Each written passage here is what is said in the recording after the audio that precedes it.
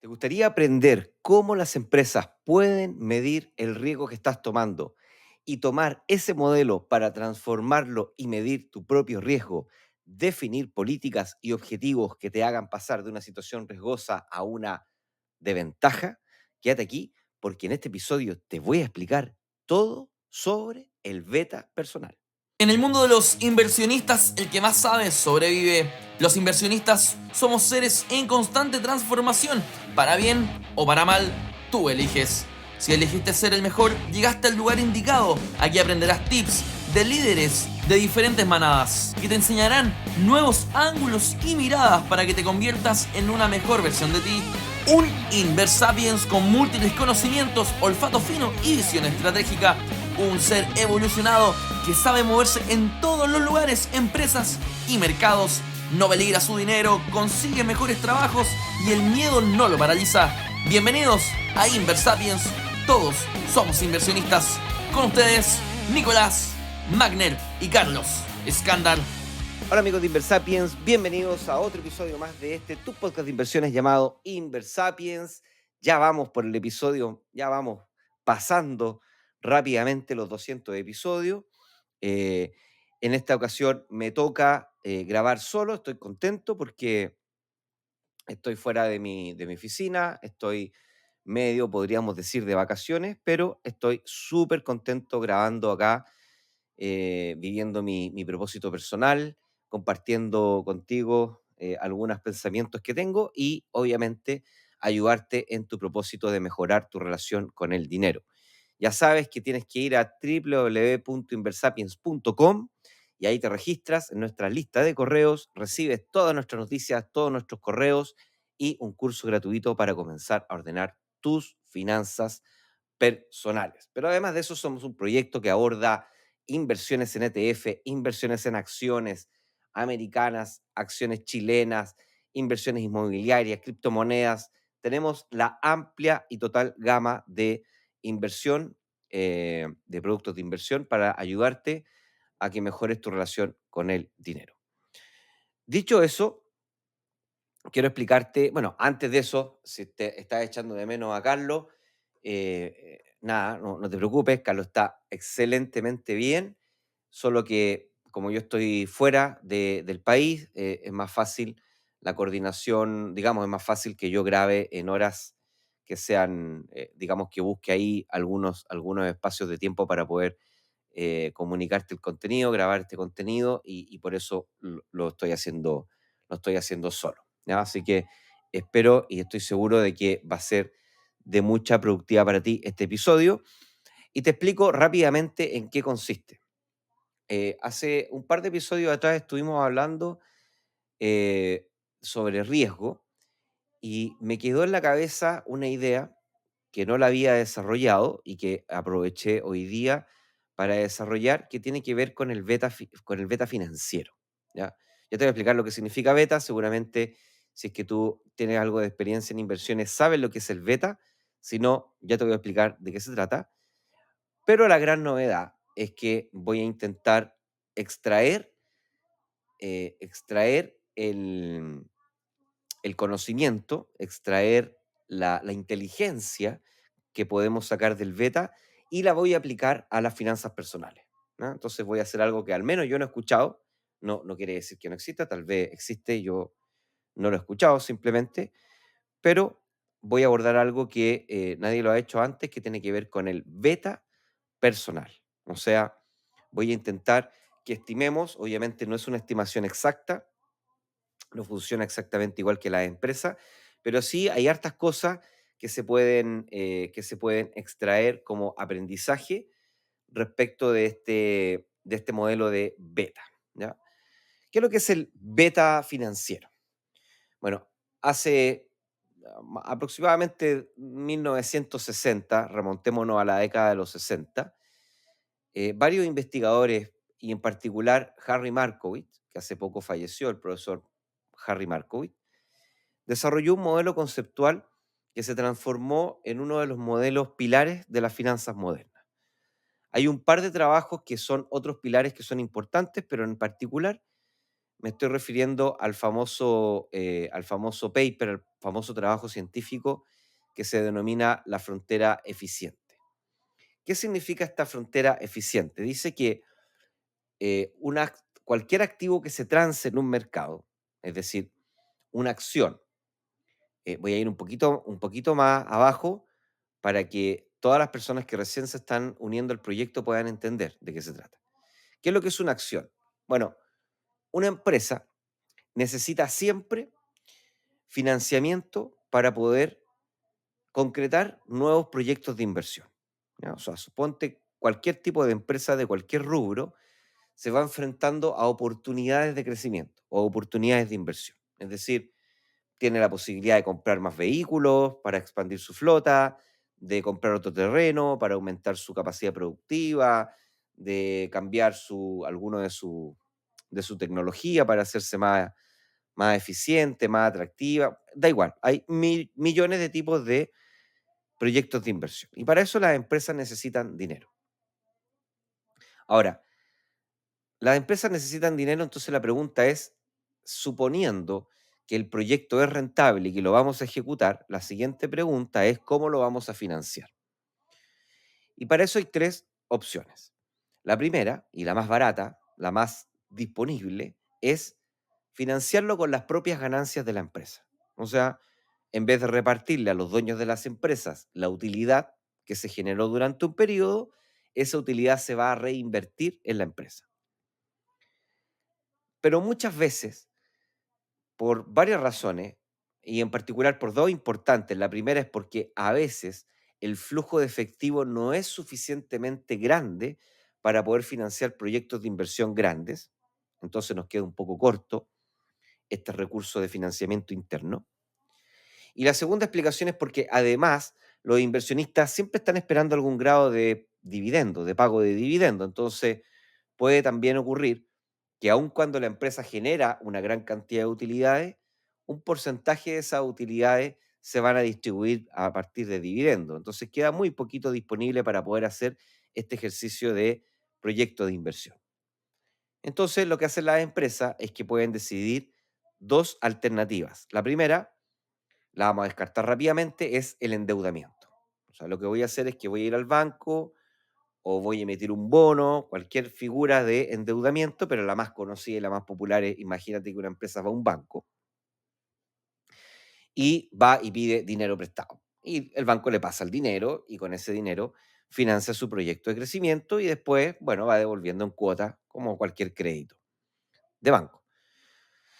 Y la tercera es vender patrimonio, es decir, ampliar la base de dueños de la empresa. Entonces, supón que tú eres dueño de una empresa o supón que una persona es dueña de una empresa y dice, mira, voy a, en vez de reinvertir las utilidades o en vez de pedir endeudamiento, voy a vender parte de mi patrimonio. O sea, voy a valorizar la empresa, supongamos que la empresa, para hacerlo fácil, vale 100 millones de dólares, entonces voy a emitir 100 millones de acciones. ¿Qué son esas acciones? Son contratos que representan un porcentaje del valor de la compañía. ¿Ya?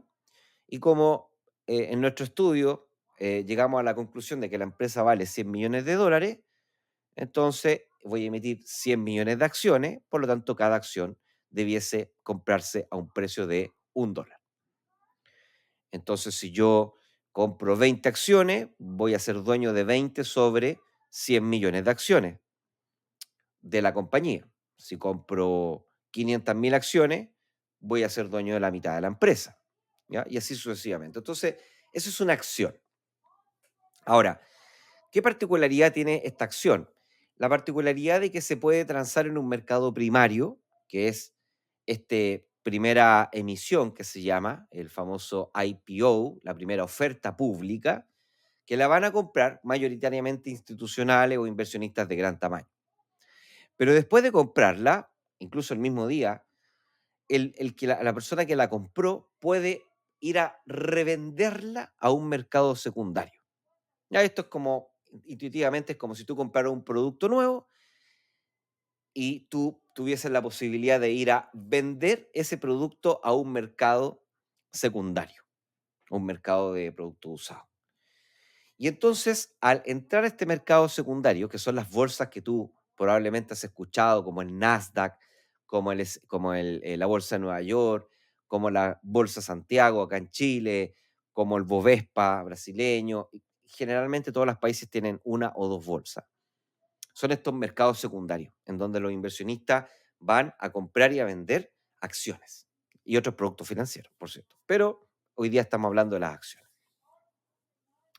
Entonces Harry Markowitz, el profesor Harry, dice, bueno, descubrió que este mercado secundario de acciones tiene una característica y es que, y es que el precio de la acción varía a través del tiempo. O sea, no es un precio fijo. ¿M? ¿Por qué varía? Bueno, varía por el poder de la oferta y la demanda. ¿Ya? Y aquí invocamos a otro padre de la economía, que es Adam Smith, que dijo que habló de la mano invisible, ¿cierto? Y habló de que el mercado iba a imponer libremente el precio de todas las cosas que se transaran de ese mercado. De hecho, de ahí viene el concepto de libre mercado. ¿Ya? Libre mercado tiene que ver con que el precio se determina, perdón, por la oferta y la demanda. O sea, si hay mucha gente que quiere tenerlo, el precio va a subir.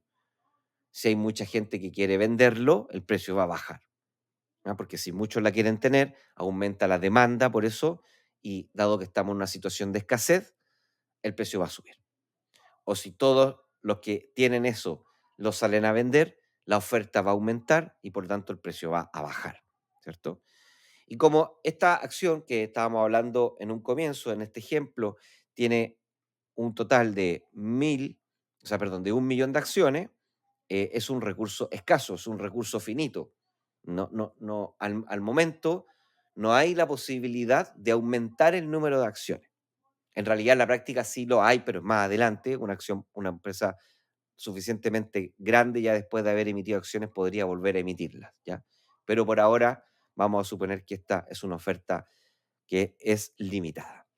Entonces, ¿qué significa que sea limitada? Significa que si es que lo que va a ocurrir a través del tiempo, día a día, la cantidad de personas interesadas en comprarla y la cantidad de personas interesadas en venderla va a variar. Por lo tanto, el precio va a subir y va a bajar, dependiendo de quién vaya ganando el juego día a día. Y evidentemente esto va a ir cambiando porque la información que va a ir revelándose, la información que va ocurriendo día a día, va a ser cosas buenas y cosas malas para las utilidades futuras de esta empresa. Entonces, cada vez que ocurran cosas buenas que hagan pensar que la utilidad de esta empresa va a subir, entonces, obviamente, el mercado mirando esa información va a decir, quiero comprar esa acción porque esto que pasó va a generar más ingresos para esta empresa en el futuro y por tanto quiero ser dueño hoy día de esta acción para poder ganar parte de esa utilidad que va a generar la acción. Por tanto, aumenta la demanda por la acción y por tanto sube el precio. Buena noticia, hacen subir el precio. Mala noticia, exactamente al revés. Yo soy dueño de esa acción, veo que hay una mala noticia, y por lo tanto digo, bueno, esta mala noticia va a generar pérdidas en la empresa, por tanto las utilidades que yo pensé que iba a generar esta empresa van a ser menores, y como van a ser menores, entonces voy a salir a venderla ahora antes de que el precio caiga más adelante. Entonces todos salen a vender, o la gran cantidad sale a vender, aumenta la oferta, por eso dentro de un mercado, y por lo tanto el precio cae. Dicho eso, entonces podemos decir, y el profesor Harry dice, bueno, entonces el precio de una acción tiene cierta volatilidad, o sea, tiene cierta varianza, tiene cierta variación a través del tiempo. Hay veces que puede ser 100, subir a 120, bajar a 80, volver a subir a 110, bajar a 70, y así, ¿ya? Como si fuera una especie de serrucho. Y si tú ves los precios de un activo, los precios de una acción, ¿cierto? Siempre va a haber estos gráficos, ¿cierto? Que son, que hay momentos buenos, momentos malos, etcétera, etcétera, etcétera, que tienen esta volatilidad.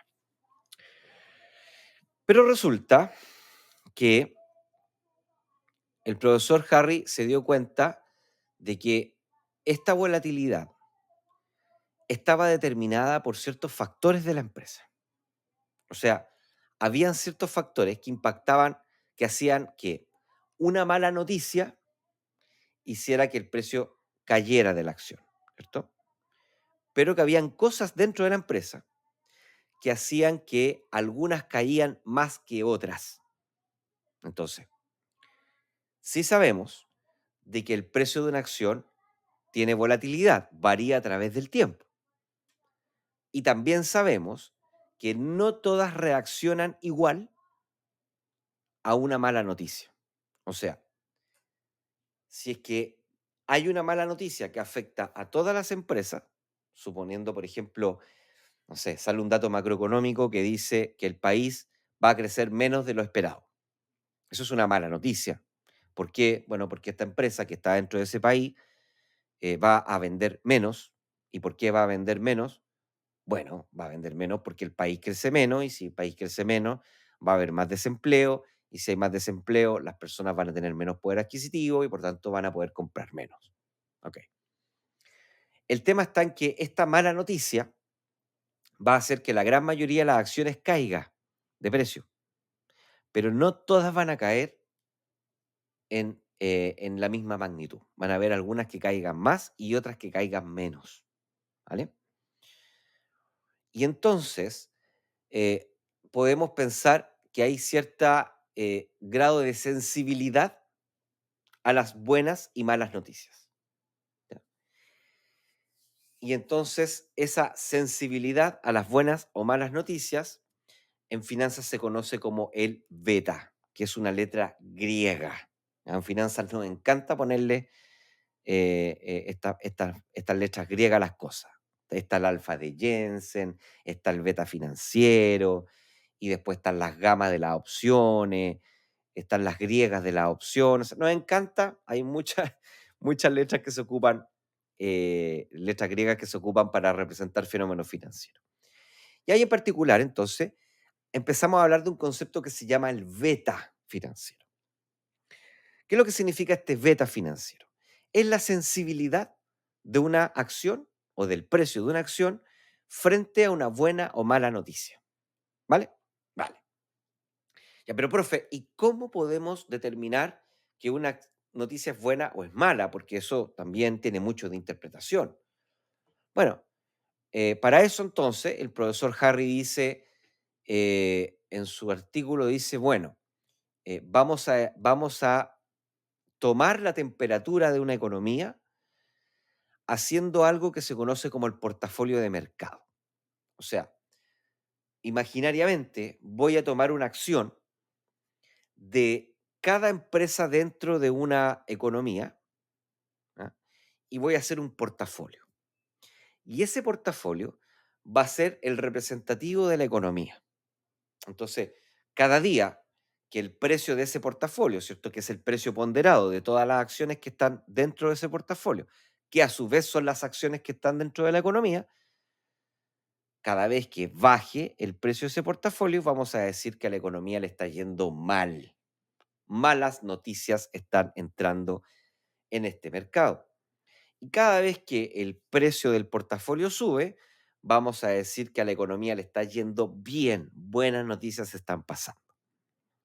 Entonces, matemáticamente, nosotros podríamos relacionar o regresionar el rendimiento de un portafolio de mercado con el rendimiento de cada una de las acciones que se transan de ese mercado. Y ese factor de regresión que relaciona, ¿cierto? Ambos fenómenos, el fenómeno de mercado y en particular el precio de la acción, se conoce como el beta financiero. Y es una sensibilidad. Entonces, vamos más lento. ¿Qué es lo que es un índice de mercado? Ya te dije, es nada más que un portafolio imaginario que nos sirve para medir el desempeño de una economía. En Estados Unidos, los más importantes son el SP 500, que mide el desempeño de la economía norteamericana porque agrupa a las 500 acciones más transadas de la Bolsa de Nueva York. Está el Nasdaq, que agrupa el Nasdaq 100, que agrupa las 100 empresas más transadas del Nasdaq, que es una bolsa tecnológica, que en realidad solamente tiene un 50% de acciones tecnológicas, también tiene acciones de otros sectores, pero se conoce, es muy famoso por el sector tecnológico. Hacemos este alto en el episodio de hoy para dejarte invitado a la Semana de Trading 2024. Así es, al igual que el año anterior, vuelve una de las semanas más interesantes y más exitosas de Inversapiens, justo a nuestro amigo Tomás Claro, el trading más famoso y más rentable de Chile. Vamos a estar el día 27 y 29 de febrero a las 7 de la tarde, hora Chile, en punto, saliendo en vivo en 2 clases 100% gratis para ti, para enseñarte desde cero a transformar tus finanzas haciendo trading. Y además vamos a hacer una tercera clase el día 5 de marzo a la misma hora, 7 de la tarde, hora Chile, para entregarte una metodología desde cero para que puedas construir tu propio sistema de trading rentable y sustentable para el largo plazo. Así que ya sabes, tienes que inscribirte en el link de www.elclubtrading.com/st y ya estás dentro de la semana de trading. Te vamos a estar avisando por correo todas las novedades, mandando ideas para tu trading y por sobre todo te vamos a ayudar en estas tres clases a transformar tus finanzas utilizando trading. Así que sin más ni más, te dejo con el episodio de hoy. Y hay otros menores, pero que también son importantes, como el Dow Jones, que ha perdido importancia, pero en su momento fue muy importante, que incluye a las 30 empresas más importantes del sector industrial. Y está el Russell, que tiene varios niveles, pero el más importante es el Russell 2000, que agrupa a las 2000 empresas más transadas de la Bolsa de Nueva York. Y acá en Chile está el IPSA, está el ICPA, que es el general, que están todas las empresas, y está el IPSA, que son las 30 más transadas. Qué sé yo, en Argentina está Merval, en Brasil está Bovespa, en Japón está el Nikkei, en Alemania el DAX, y así en España está el IBEX, en China está el Shanghai 50, y así. ¿Ya? Hay varios, hay muchos índices, y todo eso representan esta economía. Entonces nosotros matemáticamente podríamos regresionarla, que es un tecnicismo que da igual, es simplemente hacer un modelo estadístico que regresiona el retorno del índice con el retorno del precio de la acción. Y por tanto podemos medir cómo se va a comportar la acción frente a un aumento o una disminución del índice de la economía. Entonces podemos, entre comillas, ver cómo va a reaccionar esta empresa a buenas noticias y malas noticias. Y ese se conoce como el beta. Vamos a un ejemplo más numérico para las personas que les sale mejor con números. Imagínate que el beta es 1. Si el beta es 1, entonces, eh, si es que el índice bursátil aumenta en un día un 1%, vamos a esperar que el precio de esa acción, de la acción que estamos midiendo, que tiene un beta 1, va a aumentar en un 1%. Si que el precio, si es que el índice bursátil aumenta en un 1% y yo estoy estudiando una empresa que tiene un beta de 1,6, entonces, si el mercado sube un 1%, este precio, el precio de esa acción, va a subir un 1,6%. Y si, por ejemplo, el beta fuera 0,4, lo mismo. El mercado sube un 1%, esta acción debiese subir un 0,4%. Y también a la baja, o sea, si es que el beta es 1 y el mercado cae, el precio cae en 1%. Si el mercado cae en un 1% y este tiene un beta de 1,6, entonces este precio de esta acción va a caer en un 1,6%. Y si el mercado cae en 1 y el beta es 0,4, entonces el, el precio de la acción va a caer en 0,4%. Entonces, con eso ya tenemos un grado de sensibilidad.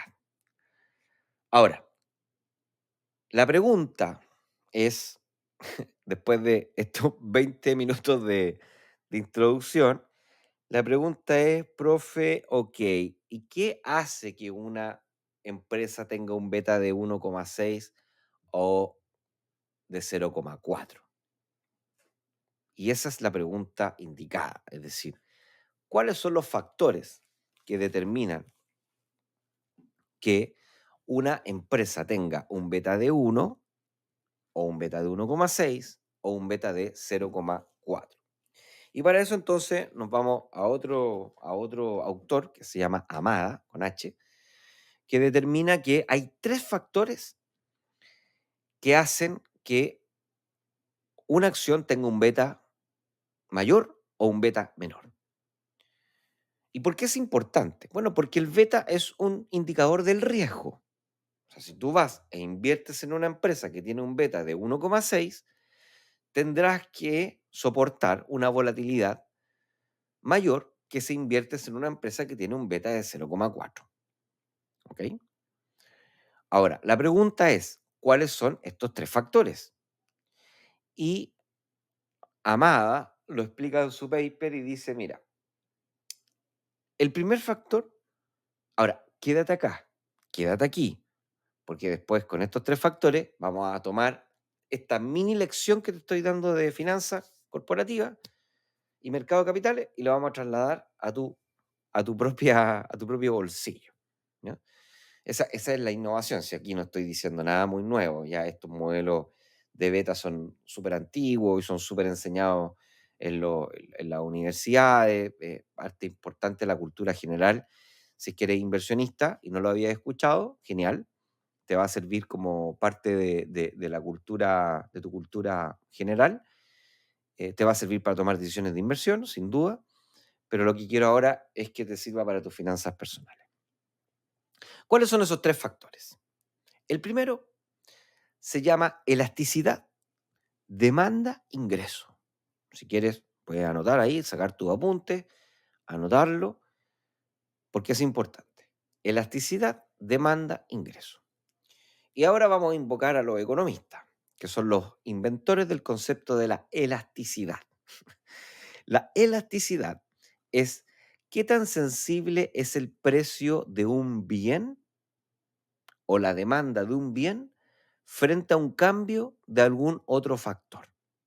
Entonces, en este caso que estamos hablando de la elasticidad demanda-ingreso, es cómo cambia la demanda de un bien en una economía cuando cambia el ingreso de una economía. Y verás que no todos los bienes tienen exactamente la misma elasticidad demanda-ingreso. En particular, piensa en qué te gustaría comprar en el supermercado si es que tu sueldo o tus ingresos aumentaran 2 o 3 veces. Probablemente, y esto está estudiado, ¿cierto? Va a haber más propensión a consumir proteínas de mayor calidad, como pescados. Probablemente va a haber más propensión a consumir productos azucarados, como bebidas gaseosas o como bebida alcohólica. Probablemente va a haber más propensión a consumir productos elaborados, comidas preparadas, salir a restaurantes, ocupar más estas aplicaciones de pedido de comida. Es decir, hay ciertos productos y ciertos servicios que aumentan de demanda cuando las personas tenemos más dinero, tenemos más ingresos. Y hay otros que caen de demanda, como los bienes, bueno, eso sería un bien normal. Un bien normal es cuando las personas tienen más ingresos, aumenta la demanda. Si las personas tienen menos ingresos, baja la demanda. Hay otros, que no voy a hablar acá, pero hay otros productos que se llaman los bienes inferiores, que se comportan al revés, ¿cierto? O sea, sube el ingreso de las personas y cae la demanda. Y el ejemplo que siempre se da en la sala de economía son las legumbres, que son exquisitas. A mí me encantan las legumbres, pero se consideran como un bien inferior. ¿Ya? O sea, al parecer la gente, al tener más dinero, tiene la creencia mala, a mi juicio, de que esa es una proteína de peor calidad, entonces no vamos a comprar tanto poroto, lenteja, garbanzo, y vamos a comprar más proteína de mejor calidad, entre comillas, que la proteína animal, entre comillas, porque yo estoy en contra de esa. Ya, bueno, ya, me fui del capítulo. Volvamos al capítulo. Entonces, imagínate los pasajes aéreos. Los pasajes aéreos son un bien normal que aumenta de demanda si que las personas tienen más ingresos. ¿Sí? Porque, bueno, si que a ti, por ejemplo, te suben de puesto, obtienes un mejor empleo, o si en tu empresa vendes más, vas a tener más ingresos y al tener más ingresos probablemente estés más proclive de realizar un viaje, que puede ser un viaje, ¿cierto?, de descanso y que sea fuera de tu país, entonces vas a tener que comprar pasaje aéreo. Y eso ya está súper estudiado, que cuando aumenta el ingreso de las personas, aumenta la demanda por pasaje aéreo. Sin embargo, no todos los productos aumentan en la misma magnitud. No todos tienen la misma elasticidad. Imagínate, por ejemplo, el servicio de agua potable. Si el, sube en tu ingreso, es poco probable que tú digas, oye, ¿sabéis que voy a ocupar más agua potable en mi hogar? No sé, voy a ducharme 3 veces más rato de lo que me ducho, o me voy a duchar 5 veces en vez de una, o qué sé yo, voy a dejar el agua corriendo porque ahora tengo dinero. No, no, no. Si te fijas, el consumo de agua va a ser el mismo. Muy raro que alguien diga, oye, ahora que me suben el sueldo, voy a poder ocupar mucho más agua en mi hogar. Es raro. Eh, y lo mismo pasa al revés, pues si es que te quedaste sin empleo o si en tu empresa están vendiendo la mitad de lo que vendía antes, o sea, tuviste un impacto fuerte en tus ingresos, lo más probable es que pospongas el viaje, eh, pero es poco probable que digas, oye, ¿sabes qué? Voy a dejar de consumir agua en mi hogar, ¿cierto? O sea, tal vez algo de ahorro podría hacer, pero, pero no van a ser reducciones significativas en el consumo de agua. Entonces, si te fijas, cada vez que sube o baja el ingreso de una persona, es mucho más reactivo la demanda por viajes aéreos que por agua potable. Y es por eso que acciones de aerolíneas tienen un beta mucho más grande, 3 veces incluso, que acciones de servicios generales. ¿Ya? Por ejemplo, acá en Chile tenemos a LATAM, que tiene un beta superior a 1,5, 1,6, y tenemos Agua Andina, que es la acción de la empresa que distribuye agua en el Gran Santiago, que tiene un beta de 0,4. Entonces, una de esas explicaciones es la demanda, en la elasticidad, demanda, ingreso. La vamos a dejar ahí, ¿vale? Ya la vamos a retomar. Ese es el primer factor. El segundo factor se llama grado de apalancamiento operacional o GAO. El GAO se calcula estudiando la proporción de costos fijos sobre la estructura de costos totales de una empresa. Entonces, imagínate que hay una economía muy sencilla que solamente existen dos empresas. Ambas empresas venden celulares y ambas empresas venden exactamente el mismo celular. Vamos a simplificar así, vamos a ser super ceteris paribus, como dicen los economistas. Vamos a simplificar todos los detalles para poder entender bien lo que significa el GAO. La primera empresa tiene una política de remuneración de sus vendedores que dice que ellos pagan un salario alto. ¿Ah? Voy a poner números, pero solamente referenciales. Yo a cada vendedor le voy a pagar $2.000 mensuales y como premio a la venta le voy a dar un 5% de las ventas que él haga de celulares. Entonces, si te fijas, tenemos todos los meses que pagar un salario de $2.000 y dependiendo de lo que vende, yo voy a pagar el 5% de todo lo que venda. La otra empresa que vende los mismos celulares en el mismo mercado tiene otra política. Dice, yo voy a pagar un salario a mis vendedores de $500 mensuales, pero le voy a dar como bono de venta un 20% de las ventas. O sea, está compitiendo con la otra empresa con la estrategia, porque dice, mira, yo voy a pagar poco de base cada mes, solamente $500 a cada vendedor mensual, pero le voy a dar un 20% de comisiones de todo lo que venda. ¿Ok?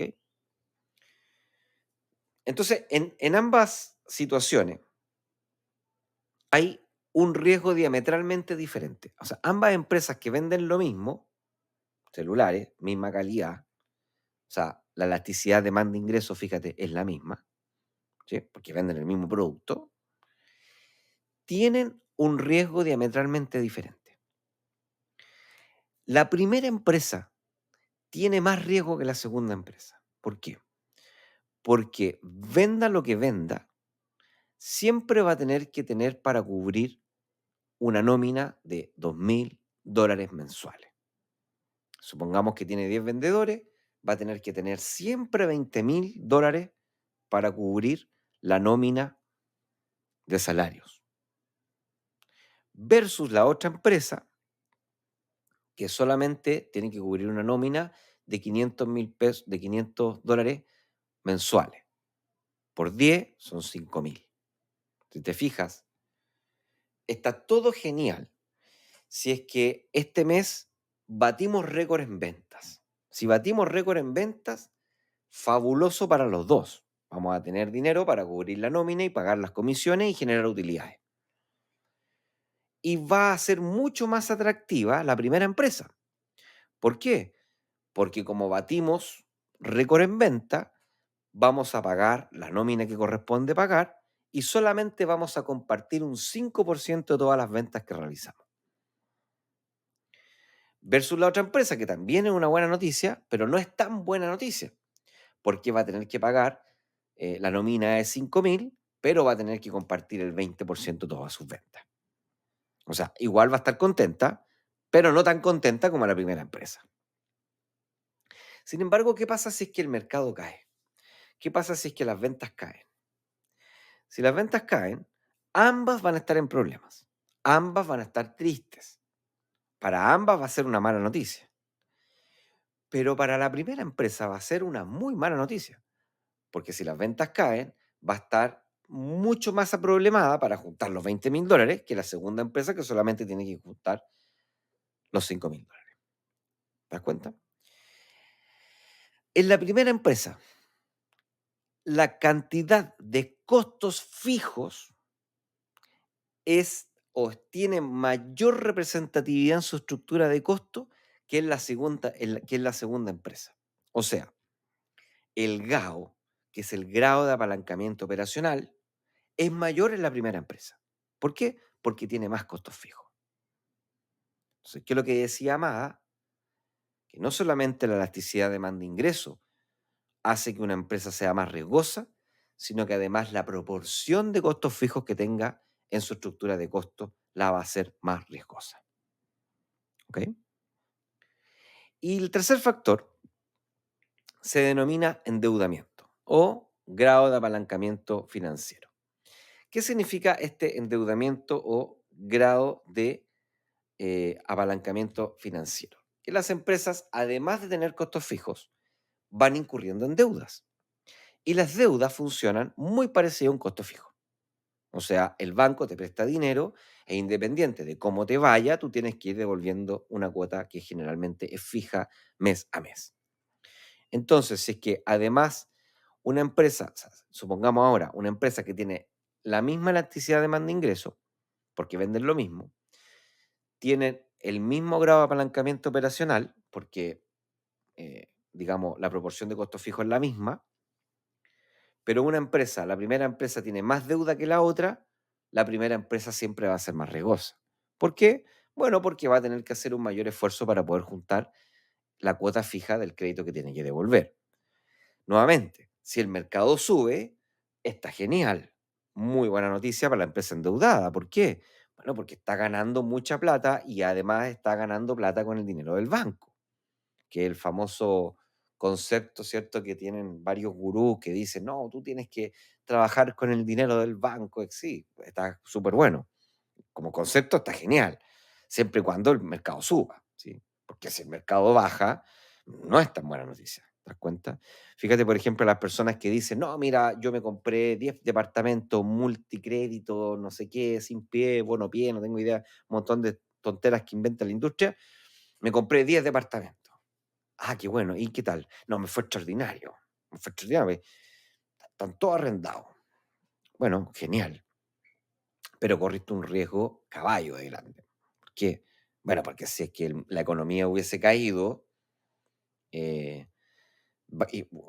tendrías que haber pagado los dividendos de varios departamentos sin tenerlos arrendados, ¿sí? Entonces, es una súper buena fórmula endeudarse de forma inapropiada cuando el mercado sube, pero cuando el mercado baja, es mucho más fuerte el aterrizaje.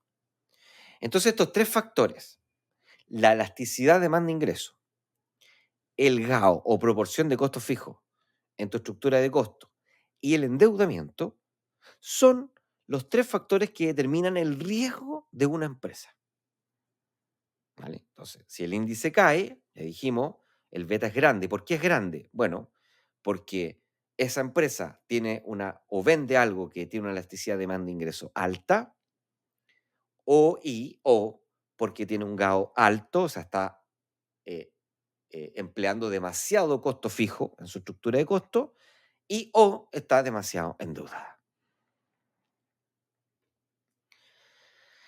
¿Qué podemos aprender entonces? Bueno, las personas funcionamos muy parecidas. Si bien es cierto, no vamos a poder calcular un beta, porque las personas no tenemos un precio en bolsa. Va a decir, profe, o sea, volvimos a la esclavitud. Usted me va a decir ahora que la gente tiene un precio y que ese precio tiene una sensibilidad como la hay en la economía. No, obviamente que no. Las personas no tenemos un precio. Yo lo entiendo. Pero abstráigase y no se enfoque tanto en calcular exactamente cuál es su beta, sino que entienda que estos tres factores que hacen que las empresas sean más o menos riesgosas, también hacen que las personas sean más o menos riesgosas, ¿vale? El primer factor es la elasticidad demanda-ingreso, o sea, pregúntese, ¿cómo está generando usted o qué servicio usted presta o qué producto usted vende? Primero que nada. Y después pregúntese si ese servicio que usted ofrece o producto que usted vende, ¿cómo, qué tan sensible es al ciclo económico? ¿Qué tan sensible es al ingreso de la economía? ¿Ok? O sea, hay gente que va a trabajar en empresas y esto ya lo van a estar sintiendo. O sea, van a decir, no, mira, lo que me pasa a mí en el sector formación, universidad. Mi percepción es que la elasticidad de demanda-ingreso de los servicios universitarios es muy baja, pero extraordinariamente baja. Diría que cero casi.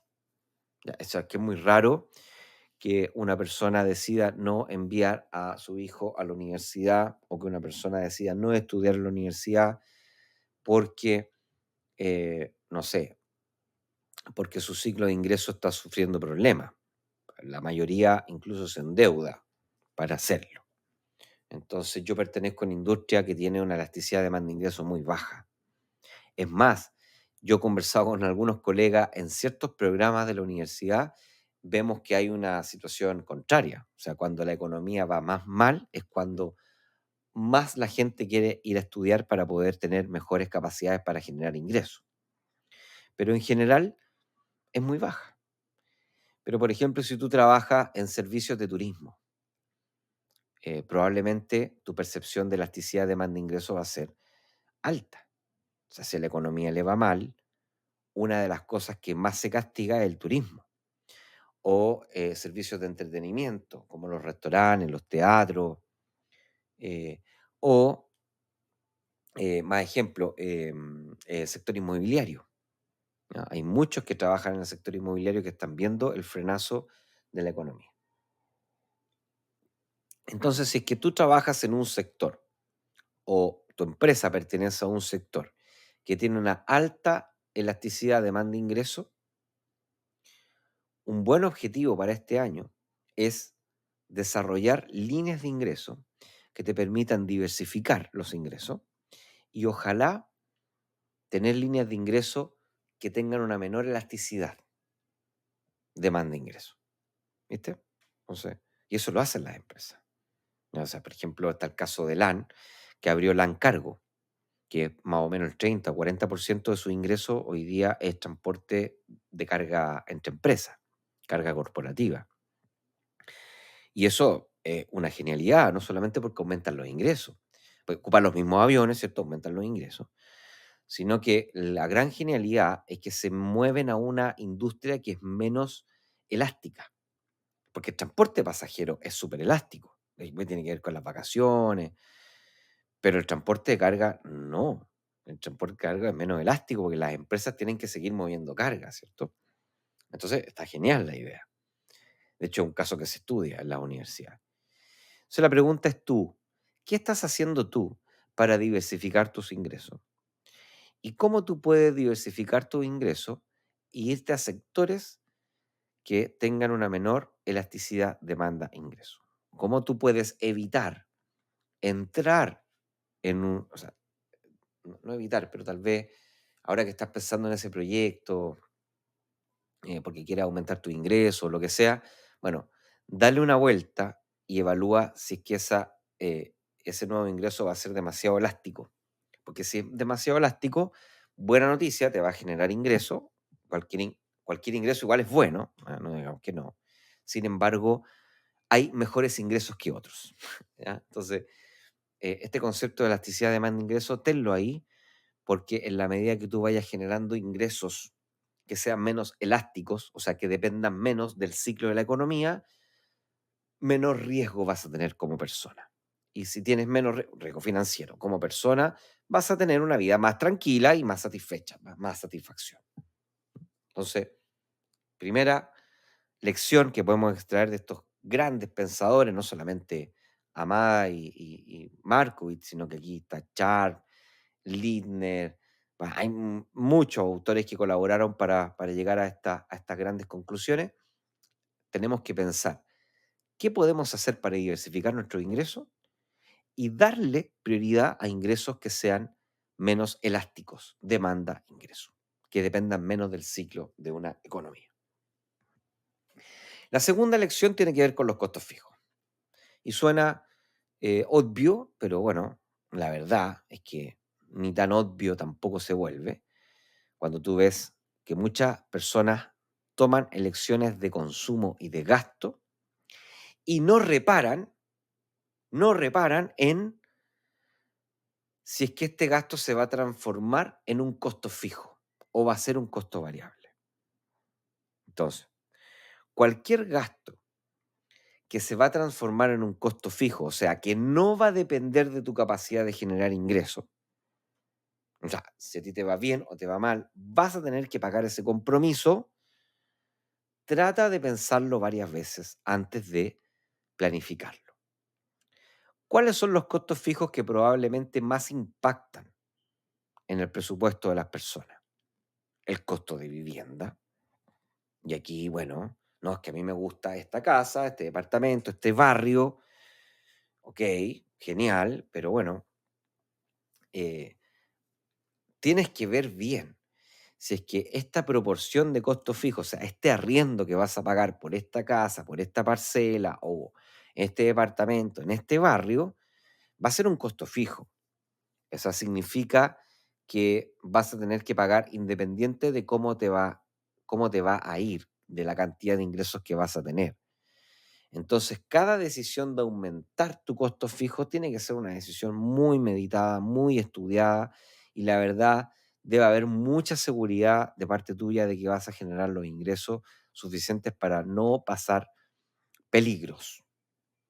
Eh, entonces, el gasto de vivienda siempre es bueno. Yo siempre he pensado que es bueno hacer una mejora paulatina, gradual, no partir en tu primer departamento, en tu primera casa como familia, con una casa demasiado cara, en un barrio demasiado caro, costoso, estoy hablando de precio alto. Creo que, no sé, yo creo que no tiene mucha inteligencia de la perspectiva de riesgo financiero. Si tú puedes escoger alguna opción que te acomode, que sea sencilla, que mantenga tu nómina baja, tu costo fijo bajo, probablemente vas a tener más espacio para poder ahorrar, pero no solamente eso, sino que vas a tener más tranquilidad porque tu riesgo financiero, tu beta va a ser mucho más bajo, porque vas a tener un costo fijo más bajo. Lo mismo ocurre, por ejemplo, con los servicios, ¿ya? Con las personas, por ejemplo, que prestan estos servicios de limpieza, ¿ya? Eso también para las personas que ya familias que ya tienen hijos, hijos pequeños, ¿cierto? Que hacen estos contratos con personas puertas adentro muchas veces, aumentan sus costos fijos, ¿cierto? Los colegios, eh, las universidades, pero en particular más los colegios que las universidades, es decir, no, mira, me gusta este colegio, ok, genial, qué bueno, pero hay que ver, porque el colegio es un costo fijo que hay grandes diferencias, hay colegios que pueden costar $100 mensuales y colegios que pueden costar $1000 mensuales por niño, y después ya son varios niños, entonces toda esta cantidad de costos fijos van aumentando tu beta financiero. Entonces, trata de, si es que tú estás en esa situación en donde tu percepción es que tienes una gran cantidad de costos fijos, entonces un buen objetivo podría ser comenzar a eh, implementar proyectos que te permitan disminuir ese costo fijo, eh, hacerlo más eficiente. Puede ser, por ejemplo, una opción de vivienda que sea más inteligente, o más, digamos, más pequeña. Un colegio es difícil, ¿cierto? Cambiar a los niños del colegio es medio drástico. Ahí es más difícil, pero tal vez gasto de combustible, tal vez vender algún vehículo. Hay gente que tiene dos, tres, cuatro, cinco vehículos y tiene seguros en todos los vehículos. Entonces, bueno, quedarse con uno y el resto ocupar alguna aplicación y ahí ya vas transformando el costo fijo a costo variable, ¿cierto? Porque el vehículo, la depreciación, el seguro y todas las cosas las vas a tener que pagar igual, te vaya como te vaya. Pero de pronto las aplicaciones, tú vas ocupando las aplicaciones en la medida que vas generando más ingresos, ¿cierto? Porque tienes que moverte tal vez en tu trabajo, etcétera. Son cosas que se pueden pensar así. La alimentación también, obviamente, es más difícil, ¿cierto? No podemos pensar en dejar de alimentarnos, pero tal vez reducir el gasto en entretención o tal vez transformarlo en variable. Es decir, pensar en que si te va bien en un mes, bueno, podría el siguiente mes darte un poco más de espacio para poder disfrutar, pero si te va mal, ese gasto recortarlo, ¿no? Hacerlo más variable. Seguro se te van a ocurrir a ti muchos más ideas. Lo que quiero es dejarte este concepto de GAO, grado de apalancamiento operacional. Entonces ahí tú puedes llegar a tu pareja y decir, mi amor, tenemos un GAO demasiado alto. Nuestro beta financiero se nos está arrancando las manos. Tenemos que sentarnos a pensar cómo podemos disminuir el GAO. ¿Qué es lo que es eso? Disminuir costos fijos y pasar costos fijos a ser costos variables. Y el último, que es más obvio y evidente para las personas, es el endeudamiento. O sea, si tú además de estar en una industria que es cíclica, o sea, que tus ingresos eh, cambian bastante dependiendo del ciclo de la economía. Además de eso, tienes costos fijos altos y casi puro costo fijo, o sea, GAO alto. Y además de eso, tienes endeudamiento y endeudamiento alto, probablemente vas a tener un beta financiero, no probablemente, vas a tener un beta financiero en las nubes. Y eso probablemente lo vas a sentir en tu estómago. Y eso probablemente es lo que no te está dejando dormir tranquilo, te tiene más o menos estresado, de mal humor, no te está permitiendo, digamos, disfrutar, desconectarte, andas incómodo, cada gasto que tienes que hacer lo estás empezando a hacer incómodo, andas buscando seguramente ayuda financiera y lo más probable y lo más peligroso es que las personas que tienen este beta alto tomas más riesgo, porque tienen la sensación de que tomando más riesgo van a poder, digamos, salvarse, o sea, van a poder hacer una pasada, ¿cierto? Y con eso borro ni cuenta nueva. Y la verdad es que no. Mientras más beta financiero tengas, menos riesgo vas a poder tomar y menos vas a poder disfrutar la vida, menos satisfacción financiera vas a tener y la verdad es que más mal lo vas a pasar. Te lo digo porque yo lo viví. Hubo una época en mi vida en que tenía una elasticidad de demanda de ingreso altísima, me dedicaba mucho a las consultorías, así que dependía mucho de la venta de servicios de consultoría, ganaba dinero, pero era súper cíclico. Además tenía un costo fijo altísimo por malas decisiones y tenía un endeudamiento altísimo por malas decisiones también. Y sin ocupar esta tecnología, pero con intuición, comencé a buscar otras fuentes de ingreso que hoy día me permiten pensar de que mi elasticidad de demanda de ingreso es bastante baja. Además de eso, optimicé mis costos fijos y controlé mi deuda y eso hizo que mi beta financiero bajara. ¿Y qué pasa cuando el beta financiero baja? Bueno, tienes más espacio, tiempo libre, tienes más satisfacción de lo que estás haciendo, puedes desconectarte, teniendo la tranquilidad de que vas a poder sobrellevar de buena manera los momentos difíciles, porque los momentos difíciles también son parte de la vida. Así que eso es, ya sabes, el concepto de beta financiero. Escríbenos a los correos o escribe en los comentarios de Spotify, de Apple Podcast o en las redes sociales. Estamos en Instagram, en TikTok, en YouTube. Estamos en todas en la mayoría de las redes sociales, no sé si en todas, pero en la mayoría. Nos puedes también comentar este episodio en YouTube, si es que lo estás viendo por YouTube, o en Spotify, a ver si te hace sentido. ¿Qué estás haciendo por tu beta financiero? Si está alto, está bajo. Y si este 2024 es el año para mejorar tu finanza y mejorar tu beta financiero. Si lo baja, estás seguro que el nivel de satisfacción va a subir y va a aumentar muchísimo. Nos vemos en otro episodio más de tu podcast de finanzas llamado Inversapiens.